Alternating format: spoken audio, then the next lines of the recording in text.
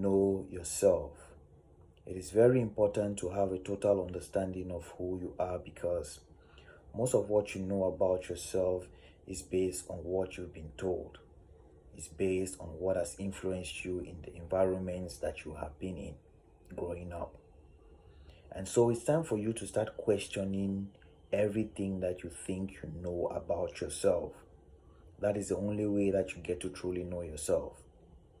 And I believe that the chaos that we see in the world today is as a result of this problem. It's as a result of man's identity crisis. Because we do not know ourselves, we act out of other people's desires. We act out of other people's influences and the influences of our environment on us. We've inherited an identity that is not truly ours. And the truth is, most of the things that we know are based on what we've been told, are based on what we've heard, are based on what we've seen. They're not based on our own deep research. And that is why you see there's so much of a divide in the world today. We cannot come to an agreement on anything, because most of what we are talking and arguing about is not based on fact. It's not based on any research. It's just based on what we heard and what we feel sounds nice. And so we carry this identity, this false identity, moving around the place and causing and stirring trouble in the world, because we lack knowledge of who we truly are. I want you to go back in time for a moment. Think of when you were a child, from when you were born to where you are right now. How much of what you know is truly based on your own research about yourself? It's either because of what your friends have told you, because of what your parents have told you, because of the things that you were taught in school, because of the places you were in, the kind of discussions you've heard, the kind of shows you've watched.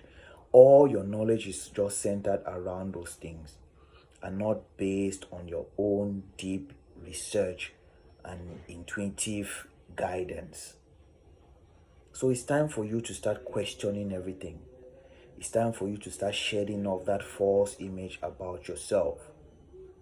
Because when you're even asked to defend the positions that you stand for, you do not have any concrete evidence as to why you want to defend those things. It's just because someone you feel is of a high authoritative figure told you, and you feel like that is the truth. The truth does not just lie on what people say. The truth lies in the understanding of self. This self that I'm talking about is that essence that descended into your mother's womb. That energy that formed the fetus and formed this form that is this body. That consciousness that lives within you. You have to question your desires. The things that you say you like, is it that you really like them, or is that because you're growing up, that is the things that you've always done? The things that you dislike, the things that you disagree about, do you disagree about them because it's rooted in a deep knowledge and understanding of those things, or because you were in an environment where those things were not accepted? So when we talk about knowing who you truly are, is to know where your desires come from. So what fuels your desires? What state of consciousness are you operating at? That is the level of understanding of self. I'm not talking about your name. Your name was given to you. The places you grew up in were not of your own decision. And they have a very big impact on who you think you are right now. The friends you hang out with have a very big impact on your own identity. And so who truly are you without all those things? You have to start asking, who are you without your parents? Who are you without your friends? Who are you without the name? Who are you without all the things that you think you have? Because most of us, our identity is attached to the material possessions that we think we have. Because you have money, you think you are somebody. Because you have lands, houses, possessions, you think you are somebody. Who are you without all those things? Because if your identity is attached to things, then it's very, very fickle. It's not substantial, because all those things can be taken away from you within a second. Life can hit you and everything goes away. Then who do you become then? So you have to start questioning everything that you've been told, because most of the times we are inheriting these things that are based off other people's fears and impressions. It's not everything that your parents told you that is right. Sometimes they were saying those things because they were scared. It was out of their own insecurities and out of their own fears. But now you've inherited those things and you've grown up, and it has made you a very limited person. It has made your mind very closed, and you cannot see things in any other way other than what you have been told. And you defend it so much. This problem is especially rooted within religion. The way we defend our pastors, the way we defend their teachings, it's not because we actually understand. It's because the pastor sounds nice. The pastor seems to be like a person of charisma. So we feel that he must know what he's talking about. And not because we know. What is your own understanding of the word before what the pastor told you? What is your own understanding of life before somebody gave you an information?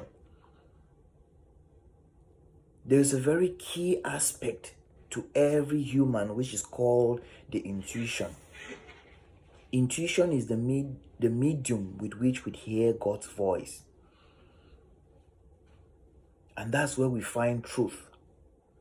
And until you shed this identity, this materialistic identity, you won't be able to build your intuition. You won't be able to be intuitively guided. So who are you? I want to ask you today. Who are you if you were stripped of everything that you had? That's where you have to start from to build your identity. You are not who you were told you are. So you need to find that. The best victory you can ever have in this life is to conquer yourself, to conquer your desires, to conquer your fears, to conquer your anger.